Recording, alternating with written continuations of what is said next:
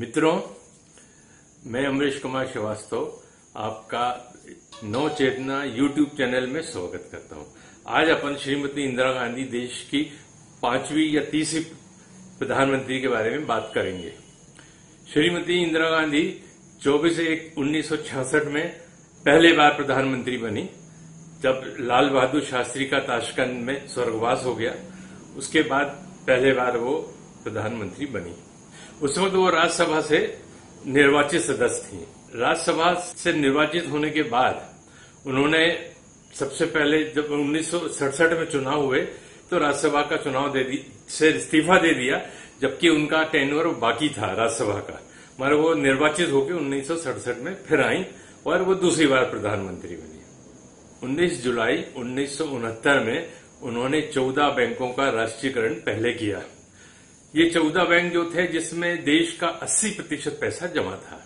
राष्ट्रीयकरण करने से सरकार के हाथ में पूंजी आ गई और सरकार अपनी नित नई योजना ला करके गरीबों को, दलितों को, आदिवासियों को, हरिजनों को और छोटे तबकों को मदद करने के लिए योजनाएं बनाने लगी और उनका उद्योग व्यापार एक बार फिर से चालू हो सका।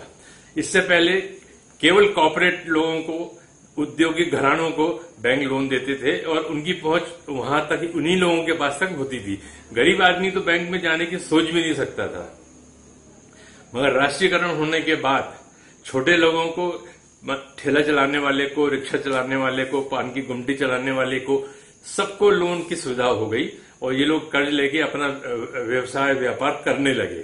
ये देश की बहुत बड़ी और पहली उपलब्धि थी इंदिरा जी के नाम पे। 1967 में जब चुनाव हुए तो उस वक्त कांग्रेस का चुनाव चिन्ह बैलजोड़ी था। जो मुख्य विरोधी पार्टी थी वो थी जनसंघ। इसका जो चुनाव चिन्ह था वो दिया बत्ती था। 1967 के चुनाव में कांग्रेस को अच्छा बहुमत मिला और इंदिरा जी दूसरे बार प्रधानमंत्री बनी।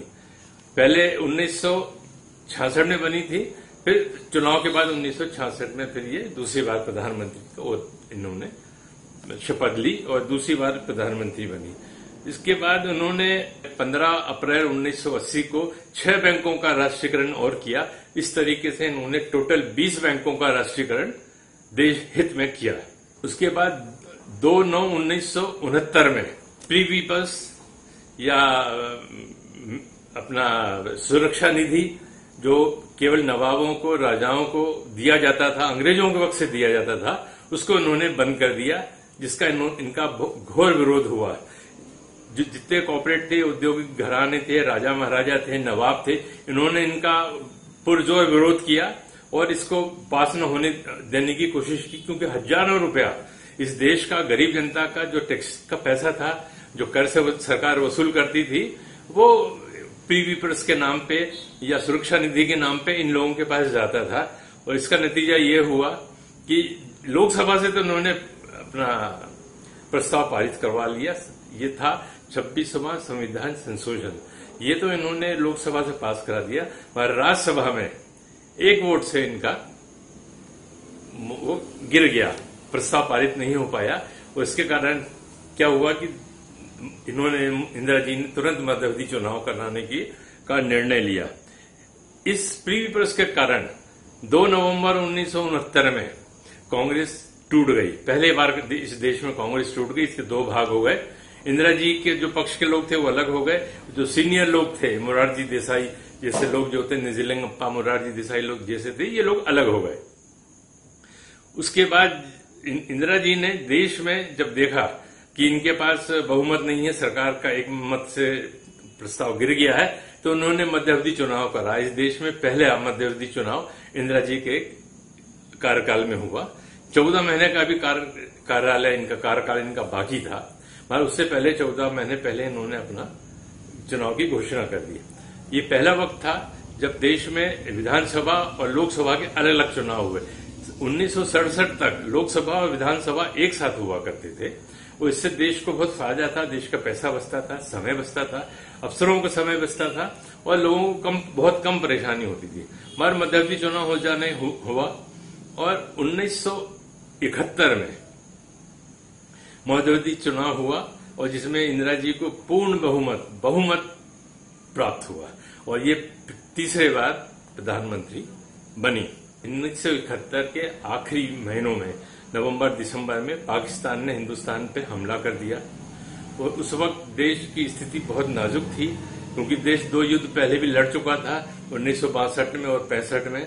मगर तब भी उस 65 के बाद की जो तैयारी थी, इंदिरा जी ने पुरजोर विरोध किया, पूरी ताकत लगा के हमारी सेना ने, जिसपे हमें गर्व है, युद्ध लड़ा।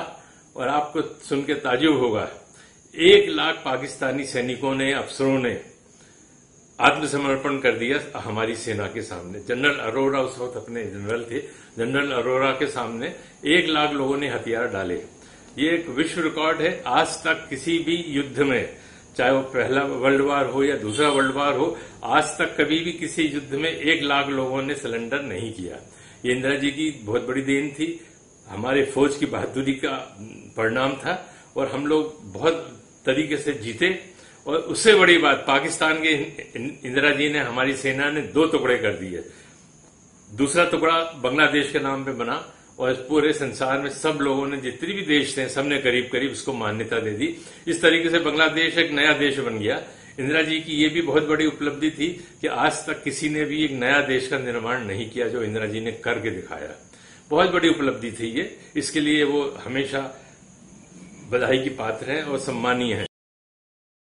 उसके बाद 1971 के बाद इंदिरा जी ने अपने देश पे, अपने वित्तीय साधनों पे, अपने विकास पे ध्यान दिया और 1974 में इंदिरा जी ने परमाणु विस्फोट किया और इस तरीके से परमाणु शक्ति का देश हिंदुस्तान बन गया।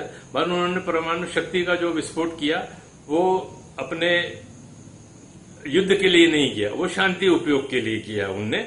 और इसका विरोध करीब संसार के सभी बड़े देशों ने किया, पश्चिम देशों ने किया, अमेरिका ने किया, मगर इंदिरा जी उसके आगे झुकी नहीं और वो अपना काम करती चली गई। आखिरकार उनको ही झुकना पड़ा और वो भारत से फिर उनके मधुर संबंध हो गए।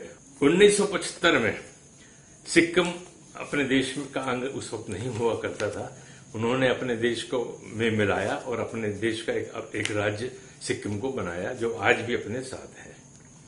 मित्रों, 1966 से 1975 तक की जो उपलब्धि है इंदिरा जी की, वो मैंने आपको बताई। इन उपलब्धियों के लिए अगर अपन देखें, इसके बाद 1975 से 1984 तक उनके जीवन काल तक की बात अपन अगले एपिसोड में करेंगे। तब तक के लिए मुझे आज्ञा दीजिए। मित्रों, अगर मेरा एपिसोड आपको पसंद आया हो, ये संस्करण आपको पसंद आया हो, तो कृपया कर इसको लाइक करें, इसको सब्सक्राइब करें